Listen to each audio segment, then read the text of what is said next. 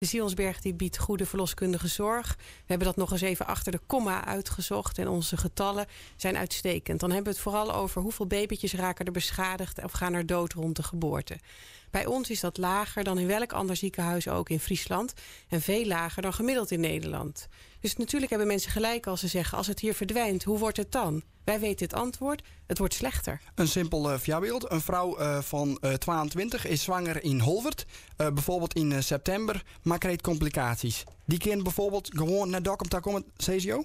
Nou, wat mij betreft wel. Daar is het laatste woord natuurlijk nog niet over gezegd. Maar wij vinden onze verantwoordelijkheid als arts om goede zorg te bieden. En te voorkomen dat mensen slechtere zorg krijgen, die nemen we heel serieus. Ja, want wat me dan denkt van, er worden dus regels, worden dus aan opsteld. Gaan de artsen dan de regels in? Nee, niet tegen onze eigen regels. Nee. Hè? Wij zullen niet schaden. Dat staat in de eed van Hippocrates. Het eerste is dat wij niet zullen schaden. En als wij weten dat we, als we meegaan in de beslissing om de geboortezorg te stoppen in Dokkum, dat patiënten uit ons verzorgingsgebied slechter af zijn, daar zullen we ons met hand en tand tegen verzetten. Hoe volgt de medische staf dit op dit moment? Want er zullen een sprutsen worden in het ziekenhuis, begreep ik. Ja, wij zijn nog steeds heel benieuwd naar de uitkomsten van de nieuwe taakgroep. De Friesland Achmea heeft gezegd, nou Zielsberg, wat jullie bedacht hebben om de geboortezorg bij jullie te houden, dat vinden wij niet goed. Wij willen dat jullie stoppen met de geboortezorg. Wij hebben nog steeds geen medisch inhoudelijk argument gehoord. We hebben nog steeds niet gehoord waarom. Ja, wat binnen die argumenten nou correct? Nou, ik denk dat er financiële argumenten zijn. Het is zo dat de andere ziekenhuizen niet een betere zorg hebben. Dat weten we uit de getallen. Daarbij komt nog de afstand die dan een barende vrouw moet overbruggen. Dus ja, mijn zoon van 13 kan volledig begrijpen waarom je dat niet moet doen. De Friesland zegt, en daar hebben ze wel een punt, het is duurder bij jullie. Maar wij zeggen, voor kwaliteit moet je betalen. Ja, dat is duidelijk. Go eens even naar de actiegroep. We kregen juster kregen een soort van brandbrief binnen Gerus Cornelissen. Ja, dat klopt. Hilde Rooij die gaf het net aan. Er is een taakgroep bezig. En aanstaande maandag dan komt er een expertpanel bijeen. Om te praten over de verschillende scenario's. Daar hebben ze een aantal deskundigen uitgenodigd. Dat is op uitnodiging van de Friesland Achmea. En die zullen daar hun zegje over doen. En dan het doel van de bijeenkomst is dat men probeert aan te tonen op alle mogelijke manieren dat met eerste lijns verloskunde, dus het wegstrepen van zeg maar de klinische verloskunde in de Zielsberg, dat het toch heel veilig zou zijn om in de regio te bevallen. Dat zal men proberen aan te tonen op alle mogelijke manieren. Er is in een gesprek zeg maar vorige week met ons aangegeven dat er een heel klein muizengaatje zou zijn als die deskundigen dus niet kunnen aantonen dat het echt veilig kan. Dat zou dan de escape zijn. Nou, en wij hebben dus eigenlijk aangegeven als actiegroep dat wij eigenlijk ons niet laten gebruiken. Er is ook nog wel wat anders te zeggen over die groep. Ik ben er vrij zeker van dat als je een andere oplossing zou willen verzinnen, je zou zeggen van het moet maar weg uit de Zielsberg, dan betekent het dat je meer ambulanceposten moet hebben. Want er is een norm in Nederland en die zegt binnen 45 minuten moet je geholpen kunnen worden in een ziekenhuis.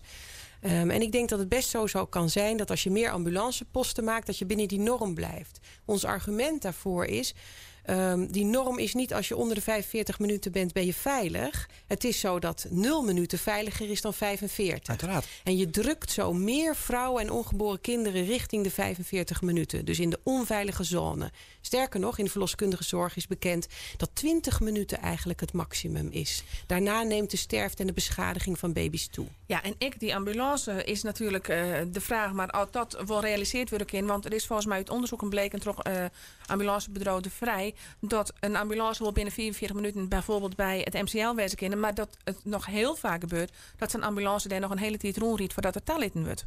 Ja, en nog een ander argument is, we doen nu net of alle zwangeren met een komende bevalling in de ambulance vervoerd worden. Maar dat is helemaal niet zo. De meeste zwangeren stappen gewoon zelf in de auto en gaan naar het ziekenhuis. Als je alle zwangeren per ambulance zou moeten vervoeren, dan nemen de kosten ook verschrikkelijk toe. Nou, wij gaan uitleggen dat we eigenlijk vinden dat er, als de plannen doorgaan om de verloskunde te sluiten in de Zielsberg, dat je dan eigenlijk gaat experimenteren met ongeboren kinderen. En daar weigeren wij aan mee te werken. Ja, maar er komt misschien aan wel een testperiode. Dat ze van, oké, we gaan mijn plan en we gaan zien hoe het werkt. En daar gaan misschien wel ongevallen bij komen.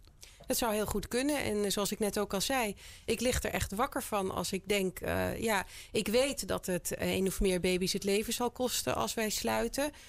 Ik weet alleen niet welke baby's dat zijn. Ik weet ook niet of er een moeder bij zal zijn. En ik lig er echt wakker van. Ik denk dat we moeten rekenen op de politici die van de week in de spoeddebat woensdagavond om 7:00 wat gaan zeggen. Want wat is het geval?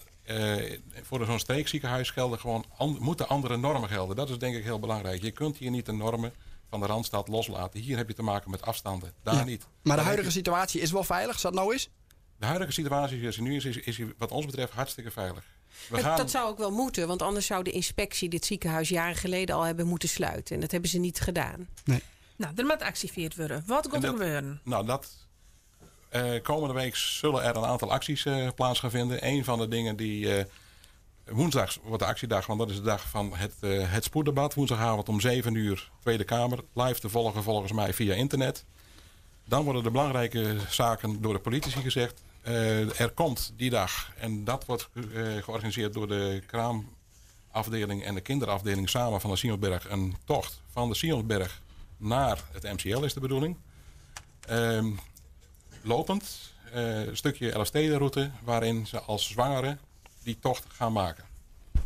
En kijken of ze de eindstreep dan wel halen. Andere belangrijke actie die we denk ik gewoon in gang moeten zetten is dat we heel graag zouden zien dat de bevolking die dag de vlaggen half stok heeft hangen. Om het te symboliseren waar het hier om gaat. Dus graag roepen we iedereen op om op woensdag die vlaggen half stok te hangen. En we gaan nog proberen of we symbolisch de anticonceptiepil kunnen gaan uitreiken. En dat zullen we symbolisch doen. Dus we gaan op zoek naar een burgermoeder.